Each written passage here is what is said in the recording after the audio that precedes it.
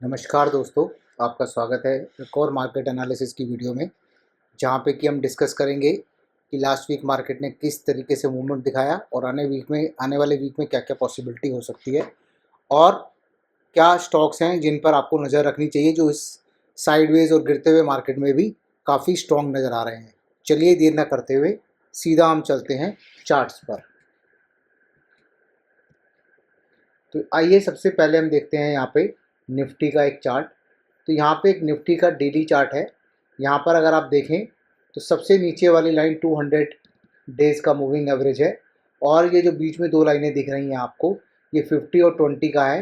तो यहाँ पर एक रेजिस्टेंस बना हुआ है 50 EMA और 20 EMA, और 200 EMA के नीचे गया था मार्केट, रिकवर होके 200 EMA के ऊपर बंद हुआ, लेकिन अभी भी 50 EMA जिसकी वैल्यू अप्रॉक्सीमेटली 24,200 है, एक रेजिस्टेंस के रूप में काम कर रही है। और मार्केट अगर इस रेजिस्टेंस को क्रॉस करता है तो यहाँ पर एक अपवर्ड मूवमेंट देखी जा सकती है 100 डेज मूविंग एवरेज तक, जो कि 24,600 के ऊपर प्लेस्ड है। और अगर ये होता है उसके बाद हम 24,800 का एक रेजिस्टेंस देख सकते हैं, क्योंकि यहाँ पर अगर आप देखें ये जो हाई था लास्ट टाइम, ये 24,800 के पास था। तो अभी करंट मार्केट में यहाँ पर 24,200 का एक मेजर रेजिस्टेंस है जो कि बार बार हिट हो रहा है और नीचे आ जा रहा है मार्केट। अगर ये 24,000 जो 23,000 जो हमारा यहाँ पर 23,800 का लेवल जो कि हमारा 200 डेमा के आसपास है, ये अगर टूटता है तो मार्केट में फर्दर डाउनफॉल देखा जा सकता है, जो कि 23,300 या 23 पहला लेवल होगा 23,500 और उसके बाद 23,300 के लेवल भी देखे जा सकते हैं। तो ये हो गया हमारा निफ्टी का एक एनालिसिस, जहाँ पर मार्केट अभी थोड़े साइडवेज जोन में है और एक रेंज के बीच में काम कर रहा है, जो कि है 200 days moving average and 150 days moving average के रेंज के बीच में। आइए अब निफ्टी बैंक पे एनालिसिस करते हैं। निफ्टी बैंक में भी सिमिलर काइंड ऑफ सिचुएशन बनी हुई है। अगर आप देखें तो यहाँ पर अगर हम देखें तो ये सबसे ऊपर वाला जो आपका है ये 20 डे मूविंग एवरेज है, लेकिन 50, 100 एंड 100 डेज मूविंग एवरेज के बीच में ये मार्केट काम कर रहा है। तो यहाँ से मार्केट ने गिरना शुरू किया था दिसंबर के महीने में, और उसके बाद जो है मार्केट ने 200 डेज मूविंग एवरेज को टेस्ट किया, उसको एज ए सपोर्ट बनाया, वहाँ से फिर बाउंस बैक किया, बाउंस बैक करने के बाद फिर वापस आया और फिर वहाँ से बाउंस बैक किया, और अगेन वो उसी लेवल पर बार बार जाके, जो कि 100 डेज मूविंग एवरेज है, जिसकी वैल्यू लगभग 51,800 के आसपास है, 51,800 के आसपास आता है और वहाँ से वापस से नीचे चला जाता है। तो मार्केट को अप साइड के लिए ये लेवल ब्रेक करना बहुत ज़रूरी है, और उसके बाद अगर वो 52,200 को क्रॉस करता है तो उसमें एक अपवर्ड रैली देखी जा सकती है। तो ये हो गया हमारा निफ्टी बैंक का एनालिसिस। और अगर इसमें भी वही केस है, अगर ये सपोर्ट जो कि हमारा 200 डे मूविंग एवरेज का बना हुआ है ये टूटता है, तो उसमें फर्दर डाउनफॉल जो देखा जा सकता है वो देखा जा सकता है दोस्तों 49,800 के तक। आप ये देखें, इसमें यहाँ पर इसने 50,000 का लेवल टेस्ट किया था और उससे पहले उसने 49,800 का लेवल भी टेस्ट किया हुआ है। अगर 200 डेज मूविंग एवरेज टूटता है तो ये लेवल दोबारा टेस्ट हो सकते हैं, तो ये हो गया हमारा निफ्टी बैंक का analysis in terms of technicals. आइए अब चलते हैं कुछ स्टॉक्स को डिस्कस करते हैं जो कि अगली मार्केट में, चलती हुई मार्केट में कुछ अच्छे हो सकते हैं। तो चलिए सबसे पहला स्टॉक हम पिक करते हैं यहाँ पर ल्यूपिन का। तो ल्यूपिन का स्टॉक है, यहाँ पर हम इसके चार्ट को खोलते हैं और आपको समझाते हैं कि किस तरीके से यहाँ पर मूवमेंट बनी हुई है और यहाँ पे क्या एनालिसिस है। तो सबसे पहले ल्यूपिन का चार्ट देखते हैं। ल्यूपिन जो कि एक फार्मा सेक्टर से बिलोंग करता है, यहाँ देखिए आप, यहाँ पर ये इसका हाई था जो कि बना था 2014 से लेकर 5/6/4/2015 पे बना था और ये अब उसने ब्रेक किया, और ब्रेक करने के बाद ये इसने ब्रेक किया था हमारा सितंबर के महीने में, और उसके बाद थोड़ा सा रिट्रेस होके अभी उसका फॉलो थ्रू भी आ रहा है। अब ये फॉलो थ्रू आ रहा है तो यानी कि अभी भी ये स्ट्रॉन्ग है। तो ये फॉलो थ्रू में अगर हम देखें किस तरह के टारगेट आ सकते हैं तो वो भी हम यहाँ पे निकाल सकते हैं पॉइंट एंड फिगर के थ्रू। तो इसमें अभी भी 2 लेवल यहाँ पर नज़र आ रहे हैं दोस्तों। अगर आप देखें तो ये 2 लेवल जो नज़र आ रहे हैं ये 3200 और 2700 के लेवल नज़र आ रहे हैं। और करंट इसका जो एसएल हम देख सकते हैं वो रख सकते हैं 1991 के आसपास, और अभी जो करंट प्राइस चल रहा है इसमें 10% का डाउन साइड लेकर आप यहाँ पर ट्रेड कर सकते हैं। तो यहाँ पर देखिए, यहाँ पे एक cup pattern, almost cup pattern एक ब्रेक हुआ, ब्रेक करने के बाद उसमें फॉलो थ्रू आया, और फॉलो थ्रू के बाद अब हम यहाँ पर अपने एक पोजीशन बना सकते हैं। ये काफ़ी स्ट्रॉन्ग नज़र आ रहा है। तो ये हो गया एक हमारा पहला स्टॉक। दूसरा स्टॉक भी हमारा इसी कैटेगरी से है, इसको हम कहते हैं जुबिलिएंट फूड। जी हाँ, जुबिलिएंट फूड। अब इसमें देखिए, इसमें जो लास्ट टाइम का हाई लगा था वो जो लगा था वो 2021 में लगा था, और लगभग 3 साल बाद ये यहाँ पर वापस आ रहा है अपने हाई लेवल को टेस्ट करने के लिए। तो यहाँ पर एक हो सकता है रेजिस्टेंस हो। तो या तो इसमें 2 तरीके होते हैं ट्रेड करने के, या तो मैं इसमें 45 डिग्री का जो ट्रेंड लाइन होता है उसके बेसिस पे यहाँ पर ट्रेड कर लूँ।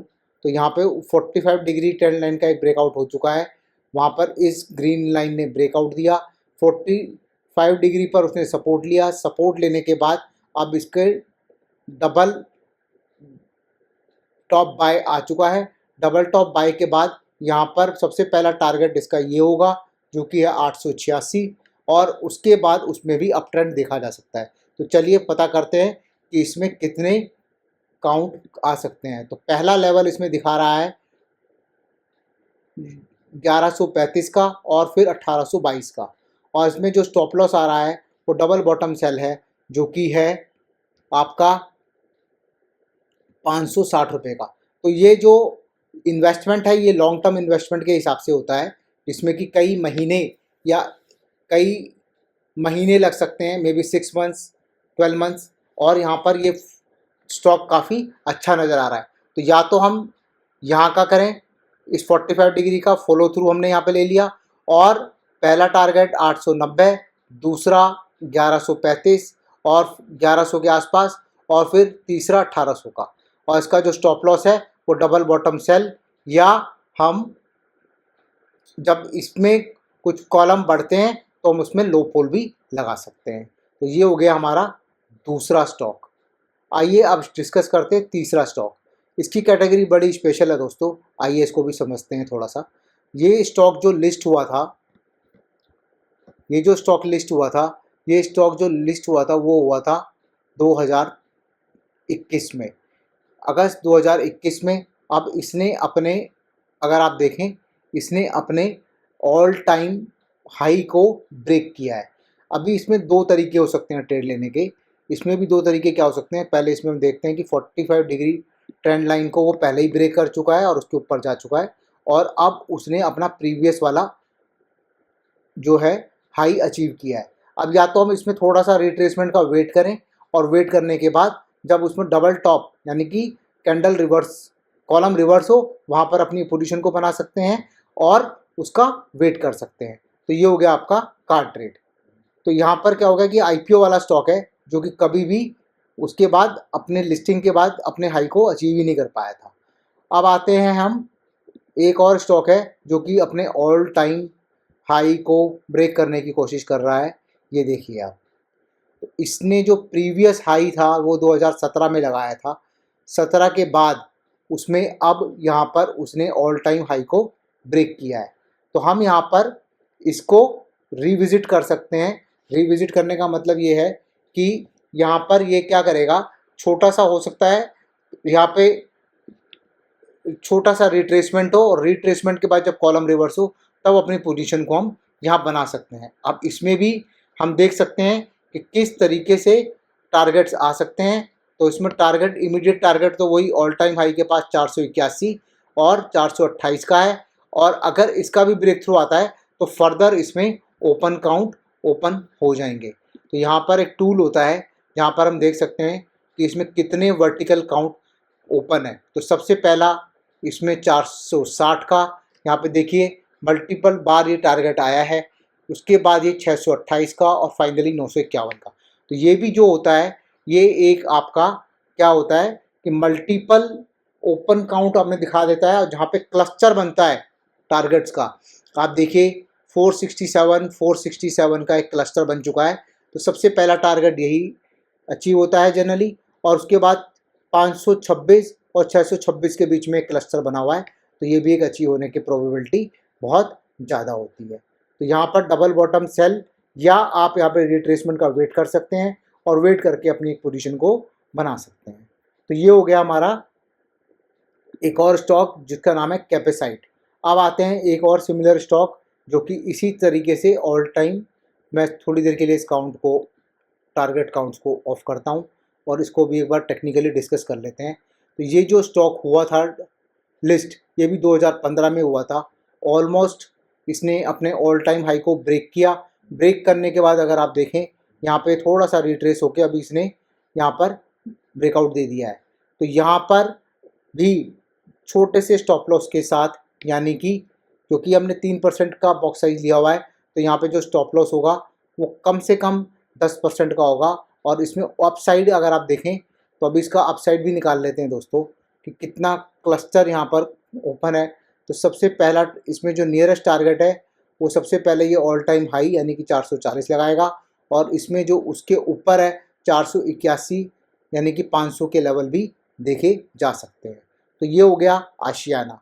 तो यहाँ पर हमने 4 स्टॉक डिस्कस किए। सिमिलरली ये भी हमने डिस्कस किया ल्यूपिन में भी अभी जो करंट लेवल है इसमें पहला टारगेट तो हमारा यही है जो कि ऑलरेडी अचीव हो चुका है, और इसमें फर्दर काउंट जो हम निकालना चाहते हैं वो भी निकाल सकते हैं। यहाँ पर फर्दर काउंट जो है दोस्तों इसमें 2600 और 7000 के देखे जा सकते हैं। तो ये भी एक लॉन्ग टर्म इन्वेस्टमेंट के रूप में आप अपने पोर्टफोलियो में ऐड कर सकते हैं। तो दोस्तों ये थे हमारे कुछ 5 स्टॉक्स जिनको आपकी अपनी रडार में रखना चाहिए, अपने फाइनेंशियल एडवाइज़र से डिस्कस करना चाहिए, और डिस्कस करके अगर आपको अच्छा लगता है तो उसमें आप पोजीशन बनानी चाहिए। यहाँ पर ये स्टॉक्स हम केवल टेक्निकल एनालिसिस के रूप में डिस्कस करते हैं ताकि आप इसको समझ पाएँ कि किस तरीके से छोटे से स्टॉप लॉस के साथ हम एक पोजीशन को बना सकते हैं और वो पोजीशन का पोटेंशियल क्या हो सकता है। तो दोस्तों इसी के साथ इस वीडियो को हम यहाँ समाप्त करते हैं, और आशा करते हैं कि आपको इसमें कुछ इंसाइट्स मिले होंगे मार्केट के और इन स्टॉक्स के, और अगले वीक एक नई वीडियो के साथ आएंगे, फिर मिलेंगे। धन्यवाद।